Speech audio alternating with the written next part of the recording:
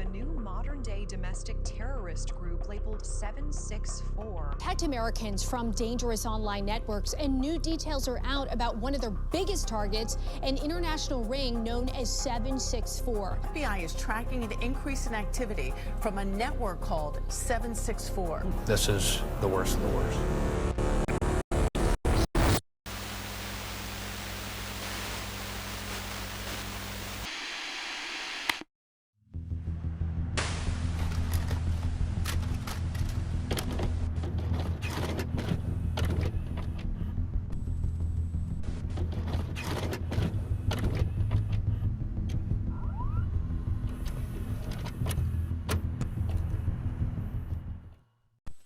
X, Roblox, and Discord. These aren't just social platforms. They're where millions of kids spend hours every single day. Right now, countless children under the age of 18 are chatting, gaming, and interacting on these platforms. Roblox alone has tens of millions of daily users, with around 40% under the age of 13. If your child is online, the odds are high they've been on at least one of these platforms.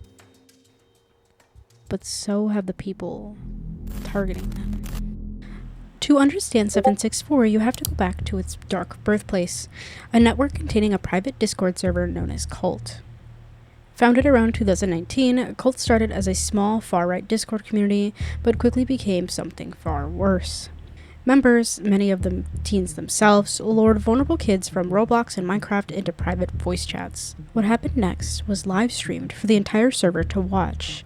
Girls as young as 11 were blackmailed into cutting themselves on camera, carving their groomer's name into their skin, harming animals, and worse. All while the group cheered them on. The group's leader was Rohan Rain, an Indian student living in France. In the spring of 2020, an FBI agent investigated a 15-year-old American girl's near-fatal suicide attempt, later leading to her online contact with Rain uncovering the truth. Rain had groomed her into a romantic relationship, obtaining nude photos, then blackmailing her for more, threatening to send them to her family if she refused. Cult oftentimes use many techniques to get minors to trust them, often picking and choosing victims that have prior sexual abuse history, mental illness, or victims who are just generally going through a tough time in life.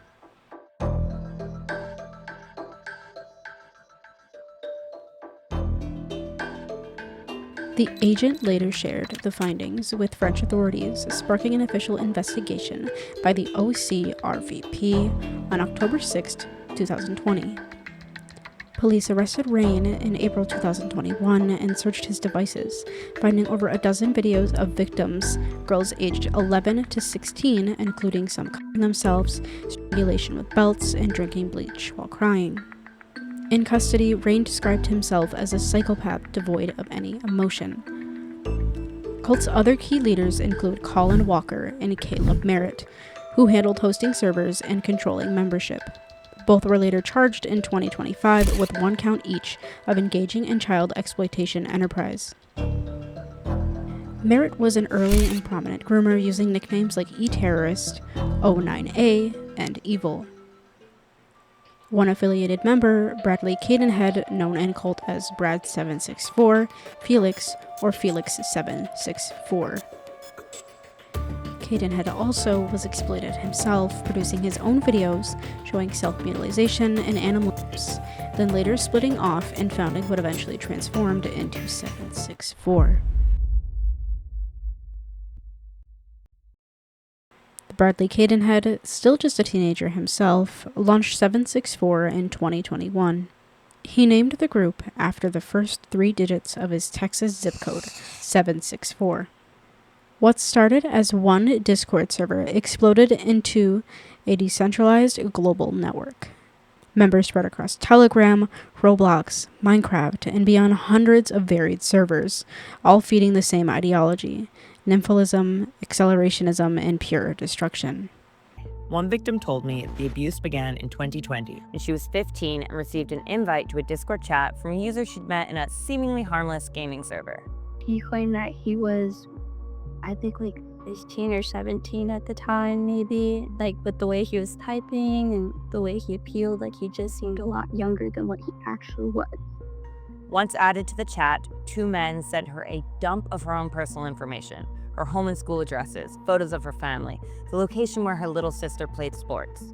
It was screenshots of everything, like anything that I held dear. Then they sent her videos of SWAT teams raiding homes and told her this is what happens to those who disobey them. Next came the orders. Turn on your camera and do exactly what we say. In that moment, they're like, even if you did tell your parents that they're not going to be able to find out who we are and we won't leave you alone. I was just being held at like gunpoint in my point of view. So I was like, I'm just going to do what I need to do. Fearing they would harm her family, she took off her clothes, drew a pentagram on her chest, got on her knees, and begged for their mercy. The men continued to blackmail her to perform escalating acts of self-harm. In 2021, one of the men threatened to release all of her content unless she took her own life. And at that point, I would have rather not be seen. They targeted the most vulnerable, mostly girls aged 10 to 17 dealing with isolation, depression, self-harm, or eating disorders. It began innocently enough as a friend request on Roblox, a game invite on Minecraft, or a casual chat on Discord. As of early 2026, the FBI is actively investigating over 350 subjects nationwide, with every single field office involved. In February 2026, Aaron Corey, known online as Baguette, from Albany, New York, was charged with receiving child pornography as an alleged member of 764. Eric Lee Madison, 20, from Maryland, indicted on multiple counts of sexual exploitation of children, coercion, and cyberstalking. He targeted girls as young as 13 on Roblox, blackmailing them into explicit and violent acts. Alexis Aldair Chavez, 19, from San Antonio, was the leader in the related 884 offshoot, pleaded guilty to RICO racketeering, distributing and possessing child pornography, and other exploitation charges. FBI field offices from Boston to Chicago are issuing public warnings, a sharp increase in nihilistic, violent extremist activity. FBI Director Kash Patel has pressed on the urgency of taking down 764, warning parents of signs and how to prevent their children from being 764's next victims.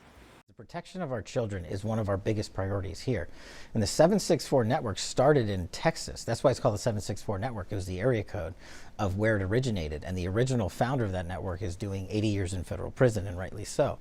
But we made a huge push this year to protect our children against these online predators. And this is the worst of the worst. These individuals are actors throughout America and throughout the world who don't really have a connection to each other in terms of group focus and group mission set.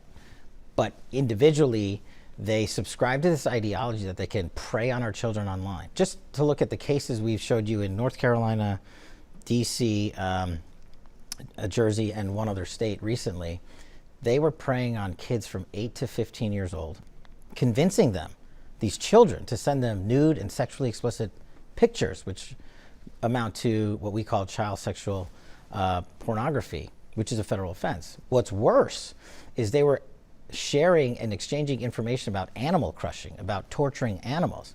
What's worse than that is these individuals, these perpetrators, these criminals, were convincing children to mutilate themselves. And in some cases, unfortunately more than one, these children ended up committing suicide because they were threatened by the perpetrator that we will go public if you tell anyone. And so I said, we are not having this at this FBI. So we made it a mission set priority to collaborative work against the 764 network. And I'm proud to announce today, Jan, that the number of arrests that this FBI has against 764 network this year alone is up 490% from the same time last year. That's how hard we're going after this disgusting group of individuals, these criminals, and we're not going to stop until we safeguard the online community. And it's a big project, and I'm really appreciative. This is the most in-depth discussion I've literally had with anyone in media. While 764 is no longer in operation, there are still lingering quote-unquote subsidiaries, aka others potentially who were in 764, that linked off into their own or similar servers with the same intentions. Watch for signs: sudden secrecy with devices, mood swings, unexplained self-harm marks, changes in eating or sleeping habits, withdrawal, or talk of dark themes. If something feels off, act, report it.